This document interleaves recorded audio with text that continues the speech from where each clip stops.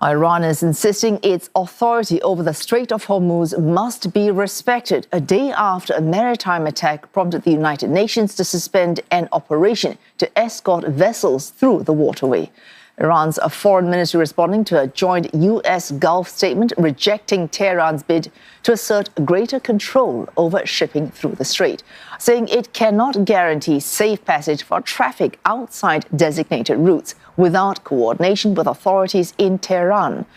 Thursday's attack involved a Singapore-registered cargo ship operated by Taiwan shipping firm Evergreen Marine.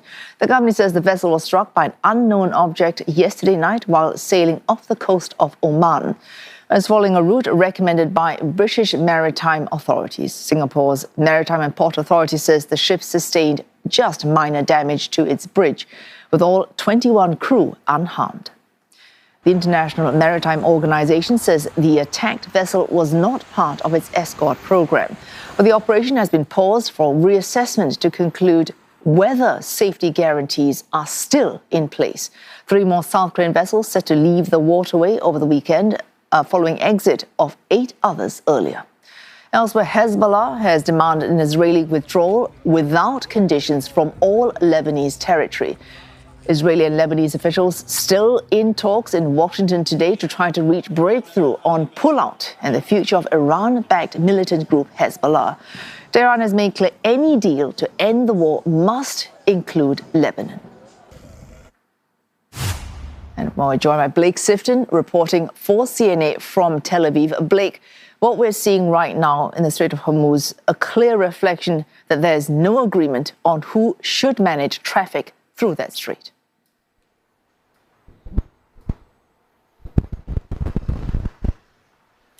Good evening. That's right. Despite this memorandum of understanding between the U.S. and Iran, the situation in the Strait of Hormuz remains very dangerous and contentious. This incident involving the Singapore-flagged cargo ship, this followed a warning by Iran's Revolutionary Guard yesterday in which they said that it would be dangerous for ships to use alternate routes through the Strait of Hormuz, and that those that did would be dealt with, in their words.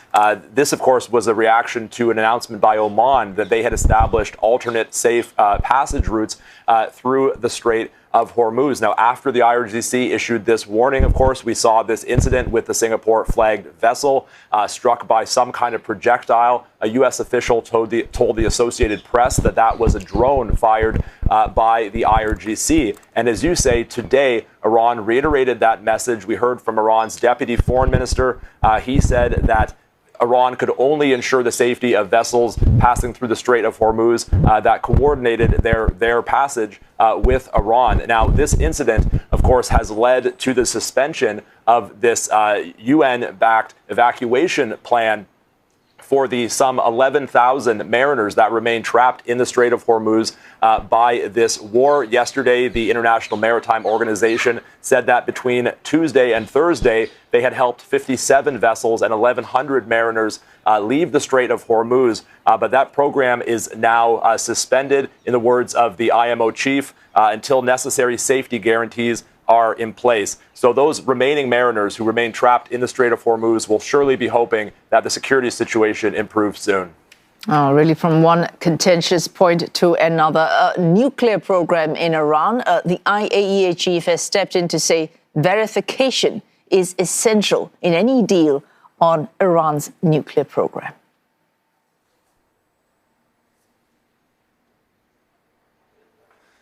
That's right. The nuclear program remains the most complicated and difficult issue to overcome in those talks between Iran and the U.S. that are meant to be resumed next week. Today, we heard from Rafael Grossi, the chief of the UN's nuclear watchdog.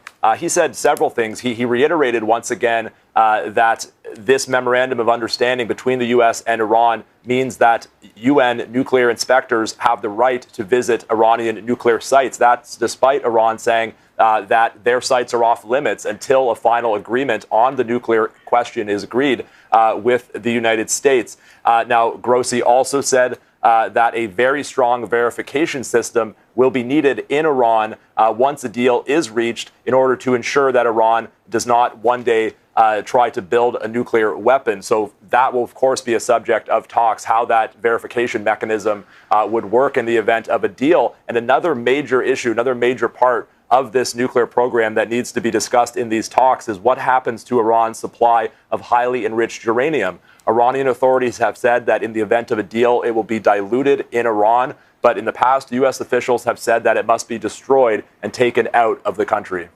Another very difficult point is what will happen to Hezbollah in Lebanon and what will happen to Israeli positions currently in Lebanon as well. We have heard a very consistent position coming out of Israel so far.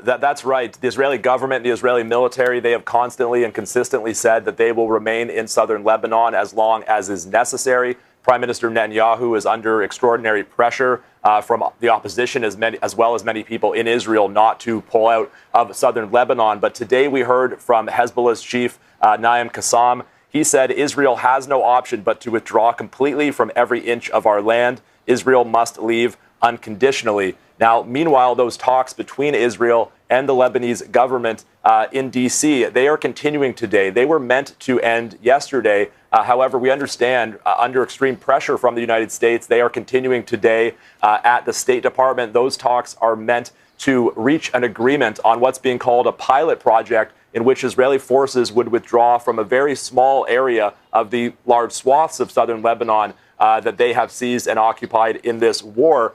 The Israeli government is said to be very upset with the United States for including a Lebanon ceasefire in that deal with Iran, and they have been reluctant to agree to any kind of withdrawal from southern Lebanon, even as part of this pilot project. And it's also been reported that the Lebanese government, for their part, they have presented maps demanding a much more widespread withdrawal from southern Lebanon than the Israeli government is willing to accept. So that final day of negotiations there will certainly be difficult. Thanks. Blake Sifton there reporting for us from Tel Aviv.